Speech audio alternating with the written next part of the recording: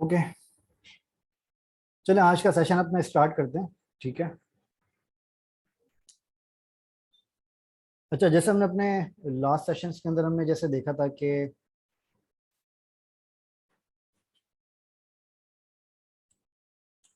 अच्छा, last session के अंदर जैसे हमने देखा था कि मल्टीपल एपीआई हम किस तरीके से क्रिएट करते हैं, जैसे कि इंसर्ट कैसे करवाते हैं हम डेटाबेस के अंदर, डेटा कैसे इंसर्ट करवाते हैं, और इसके अलावा डेटा फैच कैसे करते हैं, मॉडिफाई कैसे करते हैं।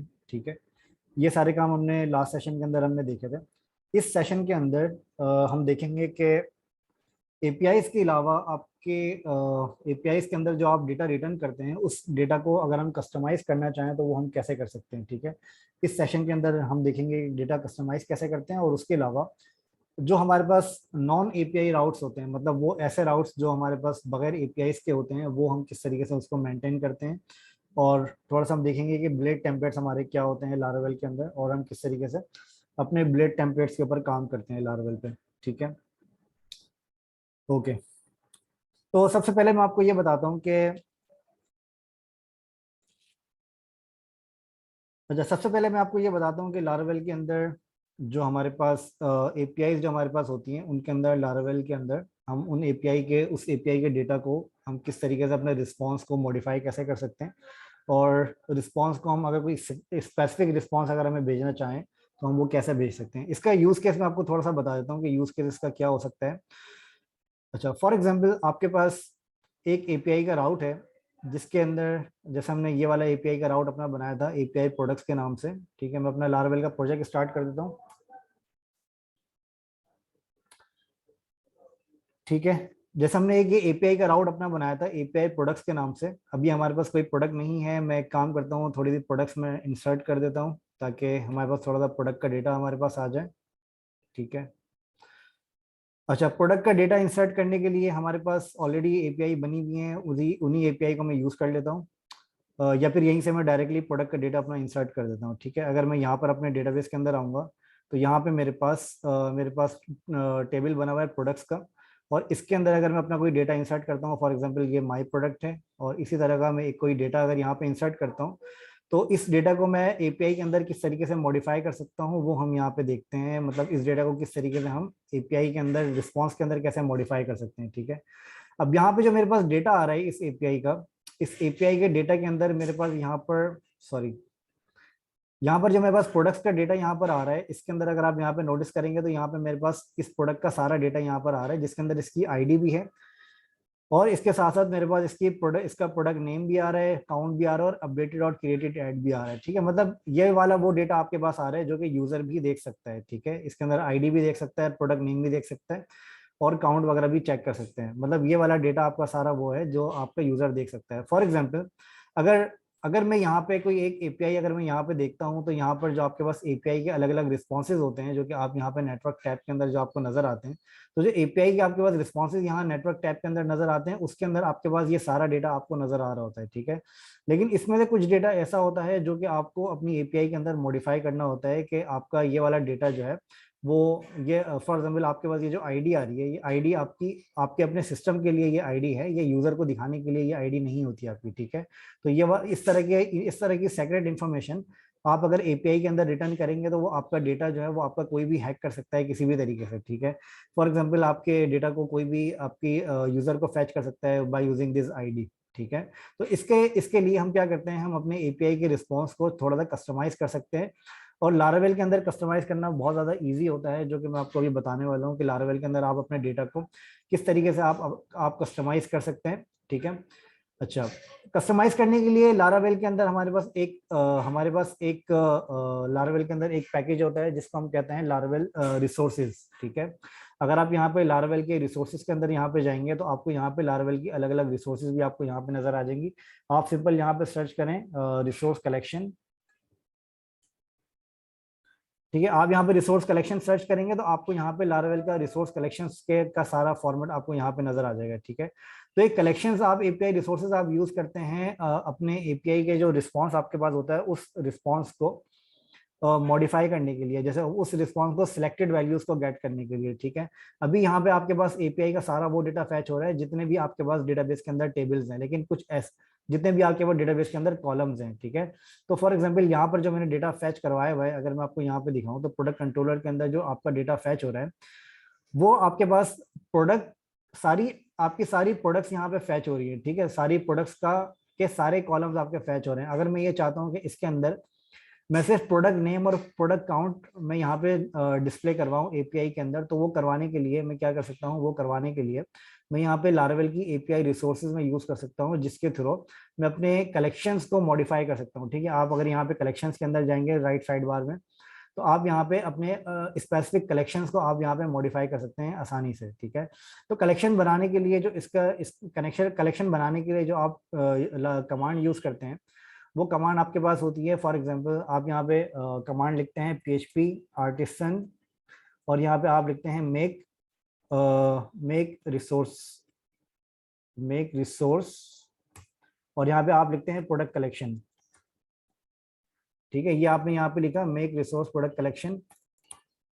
इसको आप यहाँ पे एंटर करते हैं, तो आप जैसे यहाँ पे इसको एंटर करेंगे तो आप यहाँ पे नोटिस करेंगे कि यहाँ पे आपके पास एक रिसोर्सेज के डायरेक्टरी के अंदर आपके पास रिसोर्सेज की डायरेक्टरी के अंदर एक फाइल यहाँ पे क्रिएट हो जाती है, जो कि क्या करती है, ये फाइल क्या करेगी, ये फाइल आपका जो है ये प्रोडक्ट का कलेक्शन पूरा रिटर्न करेगी, ठीक है।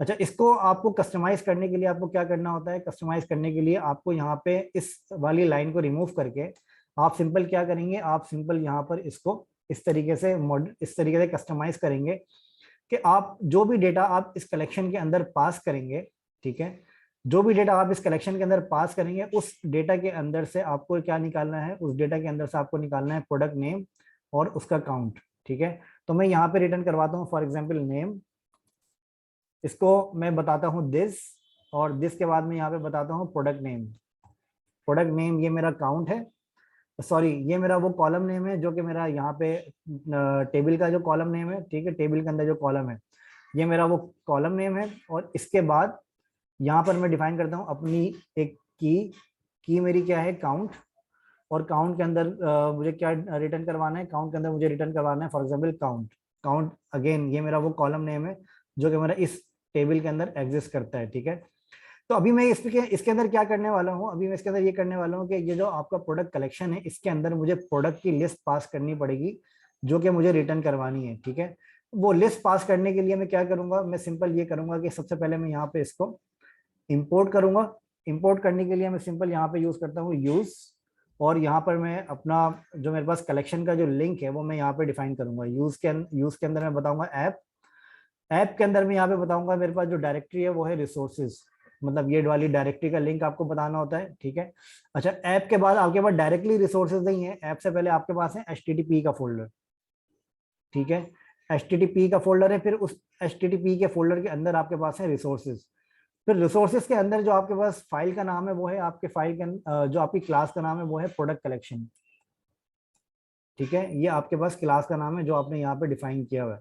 अच्छा, ये वो क्लास का नाम आपके पास ऑटोमेटिकली यहाँ पर आता है जो कि आप यहाँ पे यूज करते हैं अपने कलेक्शन को बनाते वक्त, ठीक है। तो ऑटोमेटिकली वो क्लास का नाम आपका यहाँ पर आपको डिफाइन करना पड़ता है, ठीक है।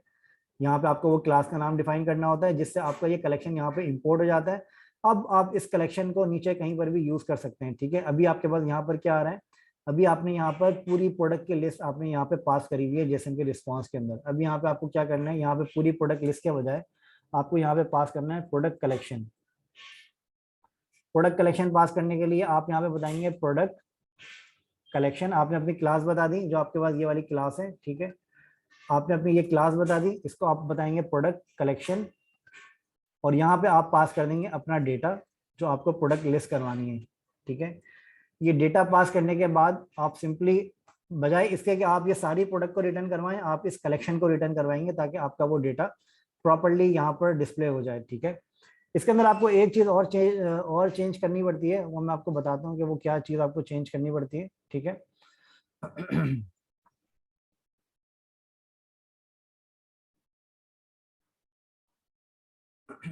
अच्छा, अभी अगर मैं इसका रिस्पांस चेक करूंगा यहाँ पर, तो आपके पास यहाँ पर जो रिस्पांस है इसका, वो रिस्पांस आपको कुछ इस तरह का नजर आएगा कि अगर मैं यहाँ पर सेंड करूंगा तो सेंड करने के बाद अब आपको यहाँ पर एक एरर नजर आ रहा है, ठीक है। एरर आपको क्या नजर आ रहा है, आपको यहाँ पे एक एरर नजर आ रहा है कि product name in query builder product name in file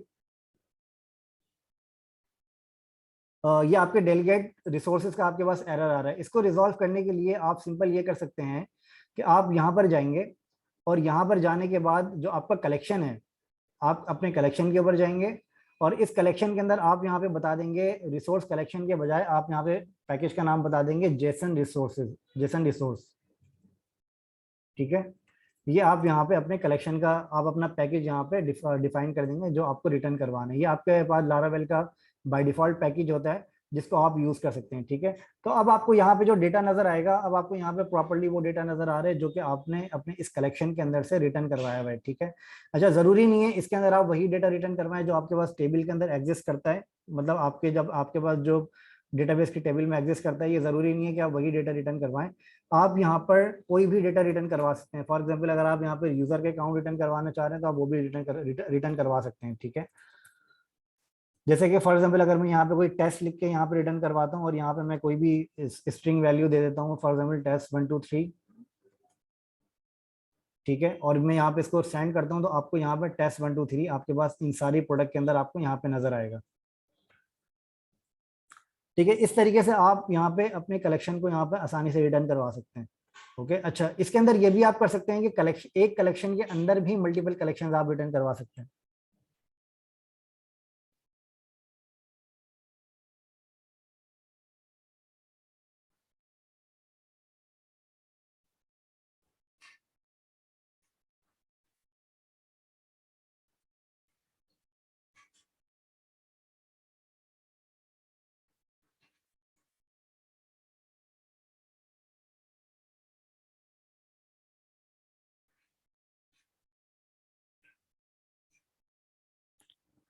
okay, sorry guys, मेरा एक अर्जेंट मैसेज आया हुआ था। एनीवेज, ओके, तो आप यहाँ पे एक कलेक्शन को आसानी से यहाँ पे रिटर्न करवा सकते हैं इस तरीके से। ठीक है, अच्छा अब ये वाला पार्ट तो हमारा कलेक्शन वाला कंप्लीट हो गया, जिसके अंदर मैंने आपको बता दिया कि कोई भी एपीआई का स्पेसिफिक डेटा,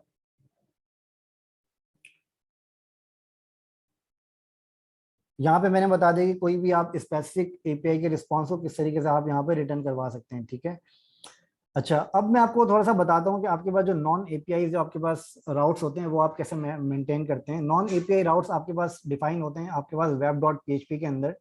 ठीक है, अच्छा एक आपके पास होती है एपीआई डॉट पीएचपी और एक आपके पास होती है वेब डॉट पीएचपी। ठीक है, ये दो फाइल्स आपके पास यहाँ पर होती हैं। Hello sir. जी बोले। हेलो जी सर, मेरा एक सवाल है। जो हम क्या नाम है उसको, व्यू जेएस को या रिएक्ट जेएस को वो करवाते हैं, लिंक करवाते हैं, तो एपीआई डॉट पीएचपी के थ्रू कराते हैं लिंक, या वेब डॉट पीएचपी के वो कराते हैं थ्रू? मैं बता देता हूँ आपको, मैं अभी वही बता रहा था कि आप ये कहाँ पे यूज करते हैं, मैं बता देता हूँ आपको। ठीक है, जी जी सर। अच्छा रिएक्ट जेएस, और आपने सवाल किया रिएक्ट जेएस वगैरह का, जो आपके पास सिंगल पेज एप्लीकेशंस होती हैं वो सिंगल पेज एप्लीकेशंस आपके पास हमेशा एपीआईज के थ्रू इंटीग्रेट होती हैं। ठीक है, अच्छा उनके लिए आपको यहाँ पे एपीआईज बनानी पड़ती हैं, जैसे लारावेल के अंदर, या आप अगर कोई और फ्रेमवर्क कर रहे हैं तो उसके लिए आप, अगर आप लारावेल यूज कर रहे हैं तो वो आपको एपीआई के जो राउट्स होते हैं वो आप एपीआई के अंदर बनाते हैं। ठीक है, वो आप वेब के अंदर नहीं बनाते। वेब के अंदर आप सिर्फ वो राउट्स बनाते हैं जो आपके लारावेल की अपनी एप्लीकेशन के अंदर जो आपके पेजेस होते हैं। ठीक है, फॉर एग्जाम्पल मैं यहाँ पे लारावेल की एप्लीकेशन को मैंने यहाँ पे स्टार्ट किया, मैं यहाँ पे स्टार्ट करता हूँ लारावेल की एप्लीकेशन को, और यहाँ पर मैं चेक करता हूँ कि लारावेल का जो बाय डिफॉल्ट पेज है वो क्या आता है। ठीक है, अच्छा ऑलरेडी मेरी एप्लीकेशन चल रही है तो इसी को मैं यहाँ पे रन कर लेता हूँ। ठीक है, यहाँ पर मैं लारावेल की अपनी एप्लीकेशन को यहाँ पर मैंने स्टार्ट किया और मेरे पास यहाँ पे लारावेल का अपना पेज आ रहा है। ठीक है, ये अपना पेज जो आपके पास यहाँ पे नजर आ रहा है ये आपके पास लारावेल के अंदर, अच्छा इसका देखें एंट्री पॉइंट थोड़ा सा समझें। इसका एंट्री पॉइंट ये होता है कि जब आप इस लिंक को, जब आप यहाँ पे क्लिक करते हैं, जब आप इस लिंक को यहाँ पे इंटर करते हैं तो इसका सबसे पहले जो एंट्री पॉइंट होता है वो आपके पास होता है वेब डॉट पीएचपी। ठीक है, वेब डॉट पीएचपी के अंदर आपने इंटर किया अपना रूट यूआरएल जो कि मैंने यहाँ पे डिफाइन किया हुआ है, मतलब ये यूआरएल आपको यहाँ पे कैच करना पड़ता है अपने पास वेब डॉट पीएचपी के अंदर, अगर आप लारावेल की अपनी एप्लीकेशन का पेज बना रहे हैं। ठीक है, अच्छा अगर आप फॉर एग्जाम्पल यहाँ पर अगर आप यहाँ पे कुछ और डिफाइन कर देते हैं और फिर मैं यहाँ पे इसको रिफ्रेश करता हूँ तो अब आपको यहाँ पे नजर आएगा 404 नॉट फाउंड। तो क्यों नजर आ रहा है? क्योंकि अब इसको रूट का यूआरएल जी नहीं सर, मिल पेज रहा। Not found. ठीक है, आप म्यूट कर दें, मैं आपको बता रहा हूँ। जी ठीक सर। है, जी, यहाँ पर आपको नजर आ रहा है 404 नॉट फाउंड। वो क्यों जी आपको जी। नजर आ रहा है? वो आपको इसलिए नजर आ रहा है क्योंकि यहाँ पर अब इसको कोई भी रूट का यूआरएल यहाँ पे नहीं मिल रहा, ठीक है। अच्छा, अब रूट का यूआरएल यहाँ पे जैसे हमने डिफाइन किया, तो अब यहाँ पे इसको रूट का यूआरएल यहाँ पे नजर आ रहा है, सही है। तो जब आप यहाँ पे कोई भी यूआरएल इंटर करते हैं, तो वो यूआरएल आपको यहाँ पे हैंडल करना जरूरी होता है। अगर वो यहाँ पे हैंडल नहीं होता, तो बाय डिफॉल्ट वो आपको 404 का एरर देता है, ठीक है। अच्छा, इसके अंदर, अच्छा फॉर एग्जांपल आपको यहाँ पर क्या करना है, आपको यहाँ पर एक फॉर एग्जांपल आपको यहाँ पर एक यूजर्स की लिस्ट यहाँ पर आपको प्रिंट करवानी है, तो वो आप कैसे करवाएंगे? यूजर्स की लिस्ट प्रिंट करवानी है या फिर आपको प्रोडक्ट की लिस्ट प्रिंट करवानी है, तो वो आप कैसे करवाएंगे? अच्छा, वो करवाने के लिए सबसे पहले तो ये है कि आपको यहाँ पर एक राउट मेंटेन करना पड़ेगा, जिसको मैं नाम दे देता हूँ फॉर एग्जाम्पल प्रोडक्ट्स। अच्छा, प्रोडक्ट्स के नाम से मेरे पास अभी कोई राउट यहाँ पर नहीं है, तो इसलिए ये मुझे 404 का एरर दे रहा है। अगर मैं यहाँ पे एक राउट बना देता हूँ, ठीक है, यहाँ पे मैं एक राउट बना देता हूँ और इसको मैं दे देता हूँ फॉर एग्जांपल प्रोडक्ट्स का मैं यहाँ पे नाम दे देता हूँ, और मैं यहाँ पे बता देता हूँ कि इसके अंदर ये फंक्शन रिटर्न करे। फंक्शन में क्या रिटर्न करे? फंक्शन में ये रिटर्न करे for example hello, hello this is my products page, ठीक है। अब यहाँ पे मैंने क्या किया, मैंने सिंपल एक राउट बनाया है प्रोडक्ट्स का, और यहाँ पे मैंने रिटर्न करवा दिया hello this is my products page. और जब मैं यहाँ पे इसको अब मैं रिटर्न करता हूँ, तो अब यहाँ पे मुझे नजर आएगा hello this is my product page, ठीक है। अच्छा, अभी मैंने यहाँ पे सिंपल स्ट्रिंग मैंने यहाँ पे रिटर्न करवा दिया, लेकिन अब मैं ये चाहता हूँ कि जो मेरा राउट है, वो राउट मेरा, बजाय इसके कि मैं यहाँ पे रिटर्न करवाऊँ, इस राउट, ये वाला राउट मेरा एक कंट्रोलर के अंदर जाना चाहिए, फिर उस कंट्रोलर के अंदर से वो व्यू रिटर्न होना चाहिए फॉर एग्जाम्पल, ठीक है। तो मैं यहाँ पे क्या करता हूँ, मैं यहाँ पर बताता हूँ कि भाई मेरा जो कंट्रोलर है, मैं उसका पाथ यहाँ पे बताऊंगा। सबसे पहले वो कंट्रोलर यहाँ डिफाइन करने के लिए मुझे यहाँ पे वो कंट्रोलर इंपोर्ट करना पड़ेगा। फॉर एग्जाम्पल मैं यहाँ पे इंपोर्ट करता हूँ ऐप HTTP कंट्रोलर, ठीक है। अच्छा, जो मेरा कंट्रोलर पड़ा हुआ है, वो मेरा कंट्रोलर पड़ा हुआ है HTTP के फोल्डर के अंदर कंट्रोलर्स की डायरेक्टरी में, और कंट्रोलर्स की डायरेक्टरी के अंदर मेरा एक कंट्रोलर है प्रोडक्ट कंट्रोलर, ठीक है। तो यहाँ से मैं अपने कंट्रोलर को इंपोर्ट करवा देता हूँ। तो यहाँ पर मैं डिफाइन करता हूँ प्रोडक्ट कंट्रोलर, ठीक है। अब आपको यहाँ पे प्रोडक्ट कंट्रोलर नजर आ रहा है। अच्छा, प्रोडक्ट कंट्रोलर को मैं यहाँ डिफाइन करने के बाद मैं सिंपल यहाँ पर बता देता हूँ प्रोडक्ट कंट्रोलर की क्लास, और फिर मैं यहाँ पे बता देता हूँ कि इसके अंदर जो आपका एक्शन है, वो एक्शन आपका क्या होना चाहिए। एक्शन फॉर एग्जांपल आपका होना चाहिए शो प्रोडक्ट्स फॉर एग्जांपल, ठीक है। या आपने यहाँ पे अपना एक्शन बता दिया और यहाँ पे आपने कंट्रोलर बता दिया, मतलब इस कंट्रोलर के अंदर, अब इस एक्शन के अंदर ये आपको रिटर्न करेगा, ठीक है। अब यहाँ पे शो प्रोडक्ट्स का एक्शन इस कंट्रोलर के अंदर एग्जिस्ट करना चाहिए। अच्छा, प्रोडक्ट कंट्रोलर के अंदर अगर मैं फाइंड करता हूँ तो शो प्रोडक्ट्स, तो यहाँ पे कोई भी मुझे शो प्रोडक्ट्स नजर नहीं आ रहा, तो इसका मतलब ये है कि मुझे यहाँ पे एक फंक्शन बनाना पड़ेगा जो कि मेरा शो प्रोडक्ट्स के नाम से फंक्शन होगा, ठीक है। पब्लिक फंक्शन शो प्रोडक्ट्स, और यहाँ पर मैं रिटर्न करवा देता हूँ hello return hello this is my controller, ठीक है। ये मैंने सिंपल यहाँ पे रिटर्न करवा दिया शो प्रोडक्ट्स का। अब अगर मैं इसको यहाँ पे रिफ्रेश करता हूँ, तो अब आपको यहाँ पे जो मैसेज नजर आ रहा है, वो मैसेज आपको नजर आ रहा है hello this is my product controller, ठीक है। अच्छा, अब यहाँ पे मुझे जो रिटर्न करवाना है, वो मुझे रिटर्न करवाना है अपना व्यू, ठीक है। व्यू रिटर्न करवाने के लिए सिंपल मैं क्या करता हूँ, सिंपल मैं ये करता हूँ कि मैं अपनी, अच्छा लारावेल के जो अपने व्यूज होते हैं, व्यूज का मतलब ये होता है कि जो लारावेल के जो अपने HTML टेम्पलेट्स होते हैं, उनको हम कहते हैं ब्लेड टेम्पलेट्स, ठीक है। जैसे कि फॉर एग्जांपल आपको यहाँ पे ये जो टेम्पलेट नजर आ रहा है आपको लारावेल का, ये टेम्पलेट आपका जो आपको लारावेल का नजर आ रहा है, ये आपका एक HTML फाइल है जिसको हम कहते हैं ब्लेड टेम्पलेट, जिसका नाम होता है .blade.php के नाम से आप अपनी HTML फाइल्स को इस तरीके से आप यहाँ पे क्रिएट करते हैं। अच्छा, ये वैसे आपकी जैसे आपको पता है लारावेल आपका PHP का फ्रेमवर्क है, तो यहाँ पे .php आप लगाते हैं, लेकिन लारावेल के अंदर ब्लेड टेम्पलेट्स के लिए आप लगाते हैं .blade.php, ठीक है। तो ये आप ध्यान में रखिएगा कि लारावेल का जो भी आप व्यू बनाएंगे इस तरह का, उस व्यू के लिए आखिर में .blade.php का होना जरूरी है, ठीक है। अदरवाइज फिर वो आपका व्यू काम नहीं करेगा, ठीक है। तो यहाँ पर मैं सिंपल क्या करता हूँ, मैं व्यू को यहाँ से कॉपी पेस्ट कर लेता हूँ, और यहाँ पर मैं बता देता हूँ यूजर के बजाय मैं बता देता हूँ प्रोडक्ट व्यू प्रोडक्ट, ठीक है। या इसको मैं प्लूरल फॉर्म यूज कर लेता हूँ products.blade.php, ठीक है। अच्छा, ये करने के बाद ये मेरे पास यहाँ पे इसका पूरा व्यू आ रहा है, और इसके अंदर मैं सिंपल क्या करूंगा, इसके अंदर मैं सिंपल ये करूंगा कि यहाँ पे मैं सारी चीजें अपनी रिमूव कर देता हूँ इस तरीके से, ठीक है, इस सारी चीजें मैंने यहाँ से रिमूव कर दी, और रिमूव करने के बाद मैं यहाँ पे एक H1 की हेडिंग बता देता हूँ, दीज आर माई प्रोडक्ट्स। ठीक है, ये मैं इस तरह से एक H1 की हेडिंग में यहाँ पे बता दी मैंने। अच्छा, अब मुझे क्या करना है, अब मुझे ये करना है कि यहाँ पे जब रिटर्न में करवाऊं तो रिटर्न मैं स्ट्रिंग के बजाय मैं यहाँ पे व्यू रिटर्न करवाना चाह रहा हूँ। फॉर एग्जांपल व्यू के अंदर जो मेरा व्यू का नाम है वो है वो नाम है मेरा प्रोडक्ट्स। ठीक है, अब अगर मैं यहाँ पे इसको रिफ्रेश करता हूँ अपने प्रोडक्ट्स के यूआरएल पे जाके, तो अब आपको यहाँ पे नजर आ रहा है दीज आर माई प्रोडक्ट्स। ठीक है, अब ये दीज आर माई प्रोडक्ट्स कहाँ से आ रहा है, पहले आपका जो स्ट्रिंग आ रहा था वो आपका आ रहा था कंट्रोलर से। ठीक है, अब आपका जो ये जो टेक्स्ट आ रहा है, ये टेक्स्ट अब आपका आ रहा है products.billet.php से, दीज आर माई प्रोडक्ट्स। अब ये टेक्स्ट आपका यहाँ से आ रहा है। ठीक है, ये क्लियर है यहाँ तक, इसके अंदर कोई क्वेश्चन तो नहीं है?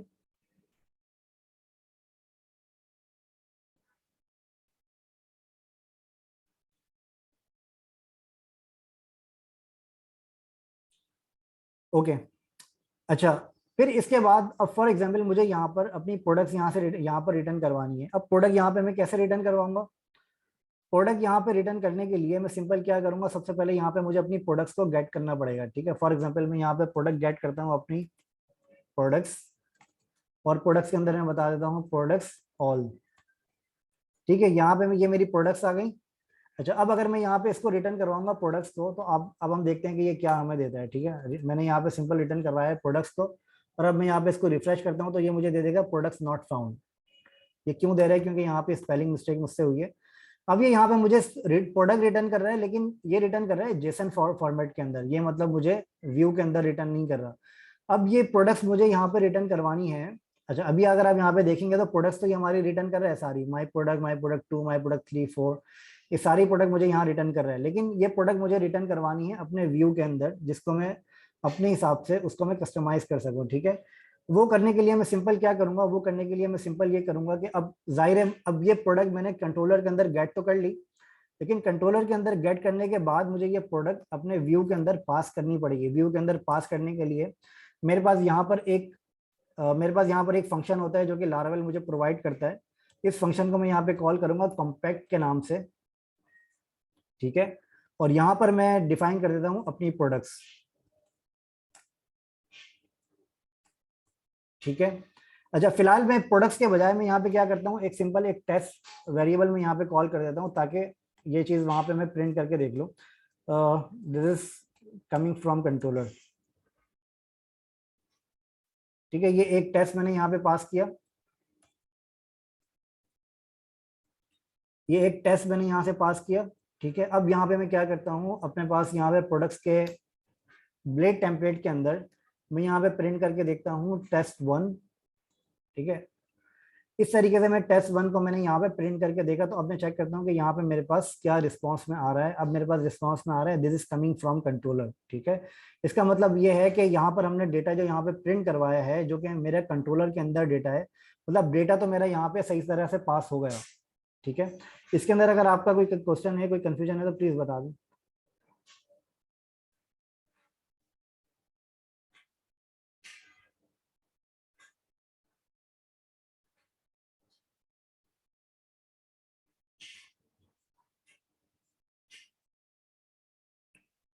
जी, क्लियर है?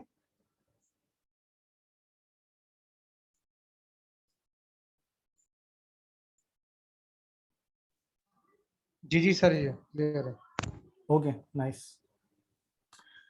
अच्छा, अब इसके बाद मैं क्या करता हूँ, अब यहाँ पे मुझे इस स्ट्रिंग के बजाय यहाँ पर मुझे पास करवानी है अपनी प्रोडक्ट को ऑलरेडी मैंने यहाँ पे पास करवाया हुआ है। ठीक है, अच्छा, अब मैं यहाँ पे गेट करता हूँ अपनी प्रोडक्ट्स को गेट करने के लिए जाहिर है मुझे यहाँ पे लूप चलाना पड़ेगा प्रोडक्ट्स का। ठीक है, यहाँ पर मैं एक लूप चलाता हूँ प्रोडक्ट्स का, जिसको मैं कहता हूँ फॉर ईच। अच्छा, लूप चलाने के लिए लारावेल के अंदर @ आप लगाते हैं, @ लगाने के बाद आप यहाँ पे डिफाइन करते हैं फॉर ईच, और फॉर ईच के बाद आप यहाँ पे डिफाइन करते हैं अपना वो वेरिएबल जो आपको यहाँ पे प्रिंट करवाना होता है। ठीक है, वेरिएबल हमारा क्या है, हमारा वेरिएबल है प्रोडक्ट्स के नाम से। ठीक है, ये हमारे पास वेरिएबल है प्रोडक्ट्स के नाम से, और यहाँ पर हमने इसको कॉल करवाया आइटम के नाम से, ठीक है। अब यहाँ पे मैं सिंपल इसको प्रिंट कर देता हूँ डिव लगा के। यहाँ पे मुझे क्या प्रिंट करना है, यहाँ पे मुझे प्रिंट करना है मैं प्रोडक्ट नेम। प्रोडक्ट नेम क्या है मेरा, प्रोडक्ट नेम प्रिंट करने के लिए हमें क्या करना पड़ेगा, सबसे पहले हम ये आइटम निकालेंगे, ठीक है। ये आइटम निकालने के बाद मुझे इस आइटम में से प्रोडक्ट नेम निकालना पड़ेगा जो कि मेरा कॉलम नेम है, ठीक है। मैं सिंपल इस तरीके से अपना प्रोडक्ट नेम मैंने यहाँ पे निकाला। अब अगर मैं इसको यहाँ पे रिफ्रेश करता हूँ तो अब आपको यहाँ पे प्रोडक्ट के नाम, प्रोडक्ट नेम के लेबल के आगे आपको सारी प्रोडक्ट के नेम्स आपको यहाँ पे नजर आ जाएंगे, ठीक है। इसी तरीके से आप यहाँ पे अलग अलग चीजें भी रिटर्न करवा सकते हैं। फॉर एग्जाम्पल आपको यहाँ पे काउंट रिटर्न करवाने हैं तो आप काउंट रिटर्न करवा सकते हैं। अगर फॉर एग्जाम्पल यहाँ पर आपके प्रोडक्ट की इमेज का लिंक है तो आप वो उसी तरीके से इमेज का लिंक आप रिटर्न करवा सकते हैं, ठीक है।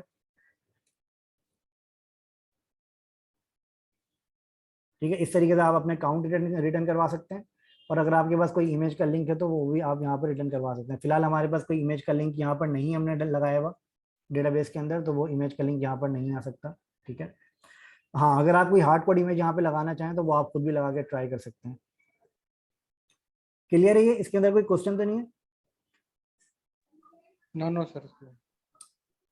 Okay, nice. अच्छा, पुराने सेशन के हवाले से तो कोई क्वेश्चन नहीं है आप लोगों को? नहीं सर, वो सही है, ऑल क्लियर है, ठीक है। तो आज के सेशन का मैं यहाँ पे एंड करता हूँ, ठीक है। फिर इंशाल्लाह अगले सेशन के अंदर दोबारा मुलाकात होती है। इसकी आप लोग सही तरह से प्रैक्टिस करें, कलेक्शन की और कंट्रोलर्स की और इसके अलावा मॉडल्स की। और मॉडल्स के अलावा अगले सेशन के अंदर हम देखेंगे कि हम ऑथेंटिकेशंस किस तरीके से अप्लाई करते हैं पासपोर्ट के थ्रू और सेंटम के थ्रू, ठीक है। तो ऑथेंटिकेशन वाला पार्ट हमारा बहुत इंपॉर्टेंट होगा। तो इंशाल्लाह अगले सेशंस के अंदर हम ऑथेंटिकेशन देखेंगे और मिडिल वेयर्स को देखेंगे कि मिडिल वेयर्स लारावेल के अंदर क्या होते हैं और राउट्स वगैरह, अगर हम कोई प्राइवेट राउट्स वगैरह अगर हमें डिफाइन करने हो तो वो कैसे कर सकते हैं, ठीक है। तो अभी के लिए इस सेशन को यहाँ पे एंड करते हैं, इंशाल्लाह फिर अगले सेशन में मुलाकात करते हैं, ठीक है। Thank you so much join करने के लिए। सर जी बोलें बोलें। सर आपने एक नहीं करवाया मेथड, वो क्या नाम, डिस्ट्रॉय का, डिस्ट्रॉय का नहीं डिलीट करवाया? करने का? ओके, वो आई जी थिंक सर। मिस कर दिया, वो नेक्स्ट सेशन के अंदर मैं करवाता हूँ मैं, ठीक है। जी sir, thank you. Thank you, अल्लाह हाफिज़।